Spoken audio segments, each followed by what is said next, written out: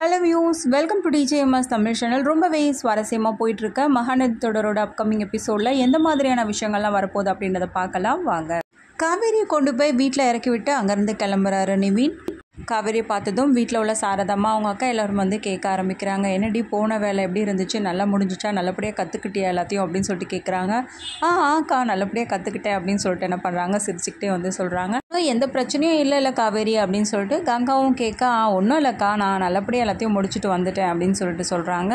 இனிமேல் நம்ம பிஸ்னஸை எப்படி டெவலப் பண்ணுறது அப்படின்றத தான் பார்க்கணும் அப்படின்னு சொல்லிட்டு காவேரி சொல்கிறாங்க. சடனாக பார்த்தீங்கன்னா வந்து விஜய் கிட்ட இருந்து வந்து காவேரிக்கு வந்து கால் வருது. கால் வருது, ஒரு நிமிஷம் இருக்கா, பேசிட்டு வந்துடுறேன் அப்படின்னு சொல்லிட்டு என்ன பண்ணுறாங்க, வெளியில் போய் பேசுகிறாங்க.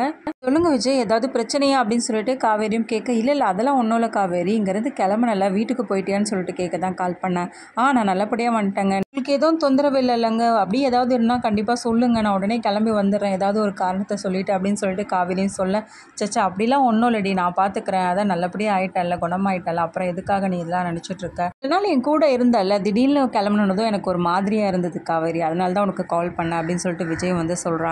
அப்படிங்களா அப்படின்னு சொல்லிட்டு விஜய் கிட்ட பேசிட்டு சமாதானப்படுத்திட்டு, சரிங்க நான் ரொம்ப நேரம் வந்து பேச முடியாது, ஏன்னா வீட்டில் இருக்கேன், அதுக்கப்புறம் அம்மாவுக்கு சந்தேகம் வந்துடும், நான் அப்புறமா உங்களுக்கு கால் பண்ணுறேன் அப்படின்னு சொல்லிட்டு என்ன பண்ணுறாங்க, வந்து கட் பண்ணிவிட்டு அதுக்கப்புறம் உள்ளே போகிறாங்க. காவேரியும் பக்கம் பயங்கர டென்ஷனோடையும் வெறியோடையும் வந்து காத்துட்டு இருக்காங்க நிவின்காக. யமுனா, இவ்வளோ தூரம் சொல்லியும் நான் இவ்வளோ தூரம் கேட்டும் அந்த காவேரியை தான் போய் பார்க்க போயிருக்காருல்ல, இவரை பற்றி நம்ம என்ன நினைக்கிறது, எல்லாம் ஏன் நடந்துக்கிறீங்க அப்படின்னு சொல்லிட்டு ஏதாவது ஒன்று கேள்வி கேட்டால் மட்டும் அவருக்கு பயங்கரமாக கோவம் வருது. ஆனால் இவர் பண்ணுற தப்பெல்லாம் வந்து கண்ணுக்கு தெரியாதா, என்னவோ நல்லவர் மாதிரியே காமிச்சிட்டு இருக்காரு அப்படின்ற மாதிரி என்ன பண்ணுறாங்க, பயங்கர கடுப்போட உட்காந்துட்டு இருக்க தருணத்தில் வராரு நிவின் உள்ள. நிவினை போட்டு வார்த்தைகளால் வந்து டார்ச்சர் பண்ணுற மாதிரி பேசுகிறாங்க. உனக்கு ஒரு தடவை சொன்னால் புரியாதா, எதுக்காக இந்த மாதிரிலாம் வந்து பேசிகிட்டு இருக்க, வேற எப்படி பேசணும்னு நினைக்கிறீங்க, உங்ககிட்ட நீங்கள் நடந்துக்கிறது வந்து ரொம்பவே கேவலமான ஒரு விஷயம், அதை வந்து நான் எப்படி கேட்காம இருக்க முடியும், இது என்னோட வாழ்க்கை பிரச்சனை இல்லையா அப்படின்னு சொல்லிட்டு என்ன பண்ணுறாங்க, யமுனா கேட்குறாங்க. என்னது வாழ்க்கையா, வாழ்க்கையை நீ காப்பாற்றிக்கணும் இல்லை நல்லபடியாக இருக்கணும்னு நினச்சா தயவு செய்து இந்த மாதிரி கேள்விகள்லாம் கேட்டுட்டு உன் வாழ்க்கை நீயே கெடுத்துக்காத. நான் ஏதாவது உங்களை பற்றி கேட்டால் நீங்கள் வேற மாதிரியான முடிவு எடுப்பீங்க, அப்படி தானே, எப்போ இந்த அளவுக்கு பேச ஆரம்பிச்சிங்களோ இனிமேலும் வந்து என்னால் பொறுத்துட்டு இருக்க முடியாது, உங்களோட வண்டவாளத்தை எல்லாத்தையும் நான் தண்டவாளாக்கிறேன், இப்போவே போயிட்டு எங்கள் வீட்டில் உள்ளவங்க எல்லாருக்கிட்டையும் நான் வந்து சொல்கிறேன் பற்றியும் காவேரியை பற்றியும் வந்து சொல்கிறேன் அப்படின்னு சொல்லிட்டு என்ன பண்ணுறாங்க, நிவினை பார்த்து வந்து பேசுகிறாங்க. இதை கேட்ட நிவினுக்கு பயங்கரமான கோவம் வருது. அப்படியா, போய் சொல்ல போறியா, இப்போவே போய் சொல்லு, ஆனால் அதுக்கு முன்னாடி வந்து அங்கே போனதுக்கு அப்புறமா இந்த வீட்டுக்கு வரணும் அப்படிலாம் நினச்சி பார்க்காத, அதுக்கப்புறமா நீ அங்கேயே இருக்க வேண்டியதான் அப்படின்னு சொல்லிட்டு யமுனாவை பார்த்து வார்ன் பண்ணுறாரு. இதை கேட்டு யமுனாவுக்கு ஒன்றுமே புரியல, பயங்கரமாக அதிர்ச்சியாகி போகிறாங்க.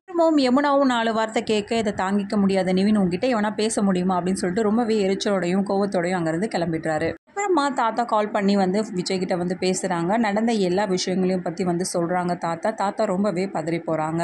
என்னப்பா விஜய், இவ்வளோ நடந்திருக்கு, ஒரு வார்த்தை கூட சொல்லவே இல்லையாப்பா அப்படின்னு சொல்லிட்டு கேட்க, எல்லாம் காவேரி தான் தாத்தா பார்த்துக்கிட்டா அப்படின்னு சொல்லிட்டு தாத்தா கிட்ட விஜயும் சொல்ல, சரிப்பா விஜய் நான் உடனே வந்து வரேன், உன்னை பார்க்கறதுக்கு வரேன் அப்படின்னு சொல்லிட்டு என்ன பண்ணுறாங்க, தாத்தா வந்து கிளம்பி வரேன் அப்படின்னு சொல்லிட்டு சொல்கிறாங்க.